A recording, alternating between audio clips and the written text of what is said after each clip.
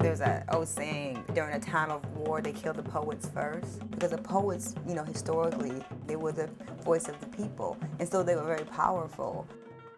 For centuries in the villages of West Africa, griots, also known as praise poets, were chosen by the leaders to record the history of their people. 9/11, 9/11, Bush kept screaming 9/11, but what about educating our children in 2007? The griot would pass down history through music, singing, and the spoken word. The ability to tell my story and articulate my story and other little black girl stories and talk about women and our voices and how they're left out of hip hop, are left out of every fucking thing. And so that's a revolutionary act in itself. The fact that I come from Detroit public schools and I found a way to figure out how to talk and write to outlive my circumstances when a lot of my friends are dead here.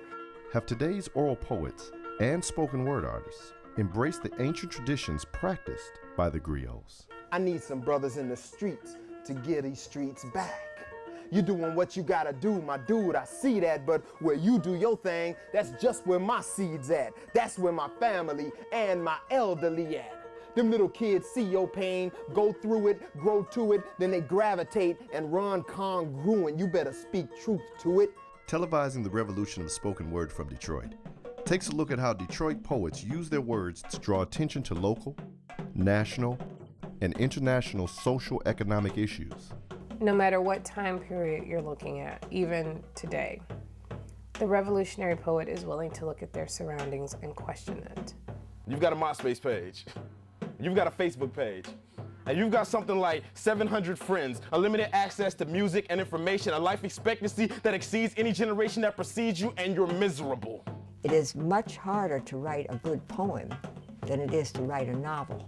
And a lot of people wouldn't believe that because it is so condensed that every word has to mean something. Because I can't fathom what it must feel like to try to write my rights. So I just write and write, even without a pen. And hopes that I might somehow make it to my grave without anybody ever looking at my spirit and seeing that huge hole where my soul is supposed to go. I don't want to have to explain to you why you could only love me in sections. I want you to already know the larger parts are missing because I need extra space to be a vessel for this process.